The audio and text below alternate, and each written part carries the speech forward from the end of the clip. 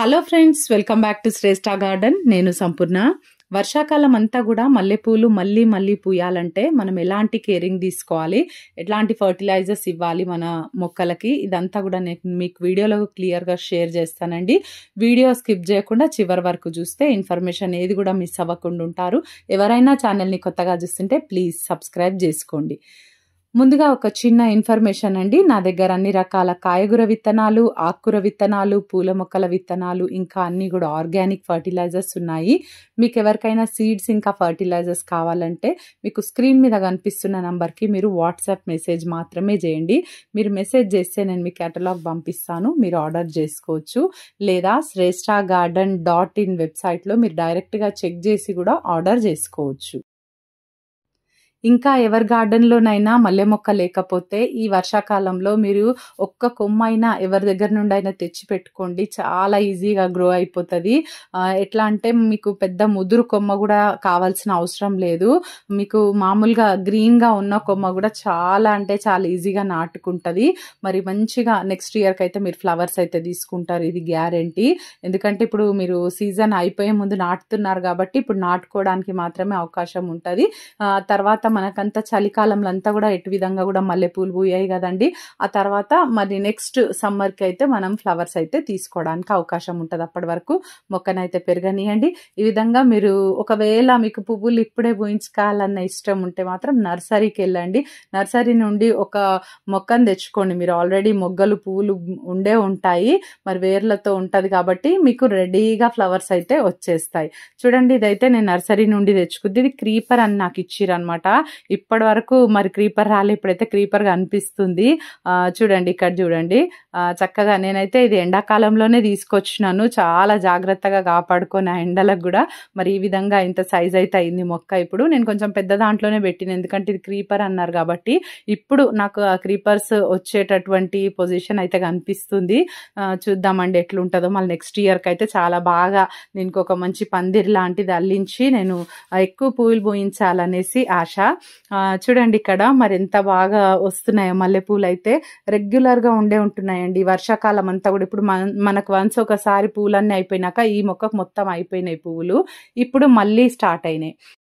ఈ విధంగా మల్లె మొక్క నుండి అయితే మనం కంటిన్యూస్గా ఫ్లవర్స్ తీసుకోవాలంటే కొన్ని జాగ్రత్తలు అయితే తీసుకోవాలండి. మరి ఎవరైనా ఇందాక నేను చెప్పినట్టుగా మీరు మల్లె మొక్కలు ఇట్లా పెద్దగా పెంచుకోవాలంటే చూడండి, ఇదైతే ఒక్క కొమ్మతో పెట్టిందే ఎంత బుషిగా తయారైందో. అది పాట్ పెద్దదనమాట, 20 లీటర్స్ బకెట్లో నేను పెట్టినాను. ఎంత బుషిగా తయారైందో చూడండి. మరొక తోటలాగా అనిపిస్తుంది అనమాట. ఈ సైడ్ అంతా కూడా చూస్తే ఒకవైపు మల్లె తోటలాగా అనిపిస్తుంది. అట్లా 2 బకెట్స్లలో నేను ఒక 10 లీటర్స్ బకెట్, 20 లీటర్స్ బకెట్లో ఫస్ట్ ఈ కొమ్మలు పెట్టినాను. కొమ్మలతో నాటినవే నాకు ఇంత బుషిగా తయారైపోయింది మొక్క. అంటే మనం పించింగ్ చేస్తూ ఉంటాం కదా, వాటికి ఎవ్రీ ఇయర్ కేరింగ్ అనేది తీసుకుంటూ ఉంటాను కంపల్సరీగా. దగ్గర ఇప్పుడు ఈ మొక్క నాటి నేను దగ్గర 7 ఇయర్స్ వరకు అవుతుందండి. మరి ఇంకా వేరే అయితే నాకు కొన్ని వెరైటీస్ కావాలని చెప్పి నేను మొన్న ఎండాకాలంలోనే కొన్ని అయితే వెరైటీస్ తెచ్చుకున్నాను. మరి ఆ మొక్కలు అయితే ఇంకొంచెం చిన్నగా ఉన్నాయి. నెక్స్ట్ ఇయర్కి అయితే అవి కూడా బుషిగా తయారైపోతాయి. ఇప్పుడు ఇందాక మీరు చూసిన మొక్క కూడా అది నేను లాస్ట్ సమ్మర్లో తెచ్చుకున్న మొక్కనే.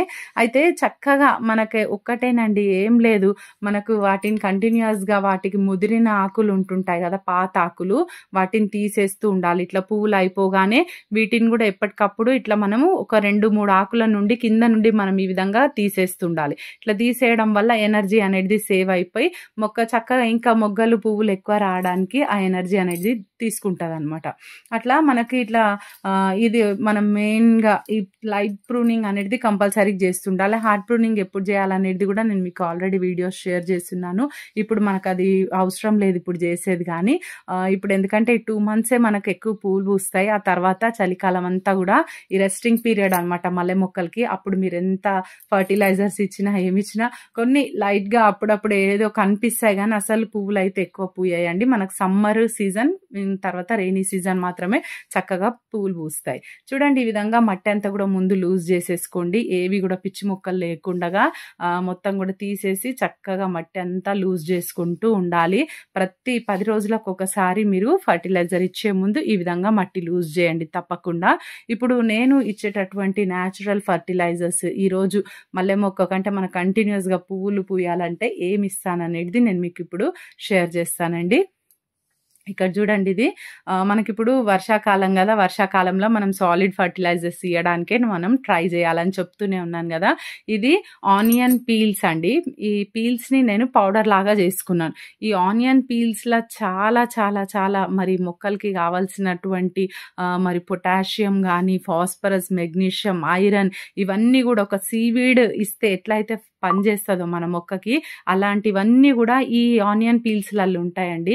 చాలా బాగా పనిచేస్తుంది అనమాట మన మొక్కలలో.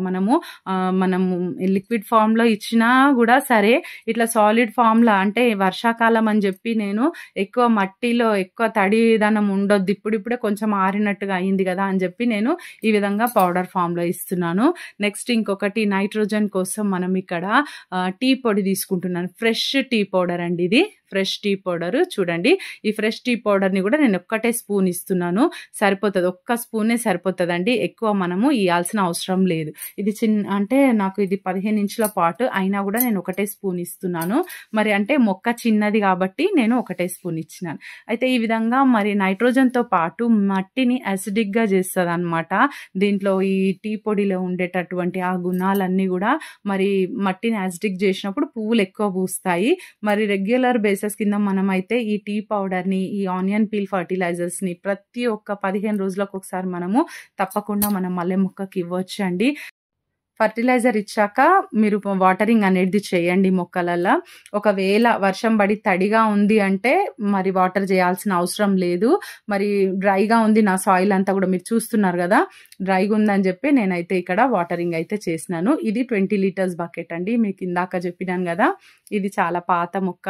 మరి ఈ మొక్కకు అయితే నేను ఎంత కేరింగ్ అసలు ఎవ్రీ ఇయర్ చక్కగా చూసుకుంటూ ఉన్నాను.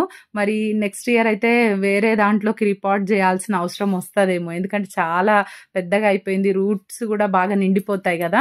ఇక్కడ చూడండి ఇది ఇంకా మిగిలింది దీంట్లో వేసేస్తున్నాను. ఒక 2 స్పూన్లు అయితే ఉంటుంది ఆనియన్ పీల్స్. పైన పొర మాత్రమే వేయండి ఆనియన్స్ది. మీరు ఆనియన్స్ మొత్తము కట్ చేసి వేయొద్దు అసలే. ఆ పైన లేయర్ ఏదైతే ట్రాన్స్పరెంట్గా ఉంటుందో అది మాత్రమే మీకు ఇట్లా పౌడర్ లాగా తయారవుతుంది. అయితే ఈ పాట్ కొంచెం పెద్దది కాబట్టి నేను ఇక్కడ 1.5 స్పూన్ వేస్తున్నాను. చూడండి, అంటే మొక్క పెద్దది, మొక్క ఏజ్ పెద్దది, పాట్ కూడా పెద్దదే, అందుకనేసి నేను ఒక 1/2 స్పూన్ ఎక్కువ వేసినాను. అయితే ఇది ఫ్రెష్ టీ పౌడర్ అండి, వాడిన టీ పౌడర్ కాదు, ఫ్రెష్ టీ పౌడర్ నేను ఇక్కడ యూజ్ చేసినాను. ఓకేనా. మరి మొక్కకు కావాల్సినటువంటి మంచి పోషకాలు అందుతాయి. మొక్క హెల్దీగా ఉంటేనే మరి ఎటువంటి పెస్ట్ కూడా రాకుండా ఉంటుంది. మరి మొక్కకి మంచిగా పూలు అయితే పూస్తాయి. ఇదండి ఈరోజు వీడియో. మీకు ఇన్ఫర్మేటివ్ ఉందని నేను అనుకుంటున్నాను. ఈ వీడియో నచ్చితే ఒక లైక్ చేయండి, తప్పకుండా ఛానల్ని సబ్స్క్రైబ్ చేసుకోండి, పక్కనే ఉన్న బెల్ ఐకాన్ క్లిక్ చేయండి. నేను వీడియో పెట్టగానే మీకు నోటిఫికేషన్ వచ్చేస్తుంది. ఈ వీడియో ఎలా ఉందో తప్పకుండా కమెంట్ చేయండి.